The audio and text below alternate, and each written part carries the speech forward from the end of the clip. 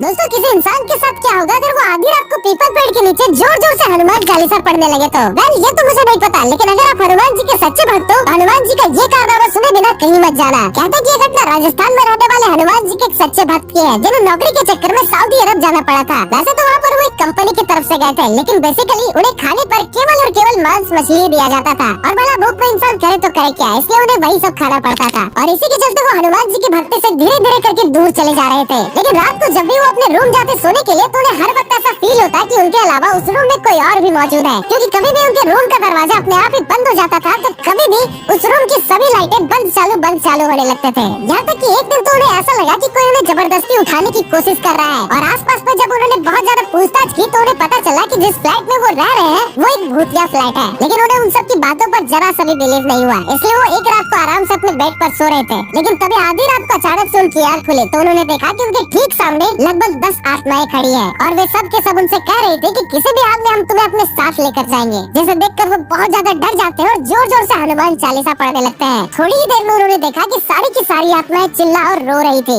जैसे कि किसी ने उन्हें जोर से जकड़ लिया हो। और वो लोग चेतावनी दे रहे थे कि तुम हनुमान चालीसा मत पढ़ो। उन्होंने देखा कि वो सभी की सभी आत्माएं धीरे धीरे करके गायब हो रही थी और उनसे थोड़ी ही दूर में तेज रोशनी चमक रही थी, जहाँ पर से उन्हें साक्षात हनुमान जी के दर्शन हुए और फिर वो भी गायब हो गए। उस इंसान को एहसास हो गया कि ये कोई और नहीं बल्कि हनुमान जी के ही संकेत थे, इसलिए उसने दोबारा से हनुमान जी की भक्ति शुरू कर दी और उस नौकरी को छोड़कर वो वापस से भारत आ गए और हनुमान जी के लिए एक मंदिर भी बनवाया और आज वो इंसान उस मंदिर के पुजारी है। तो ये है हनुमान जी की शक्ति। तो एक बार कमेंट्स में हो जाए जय जय श्री राम।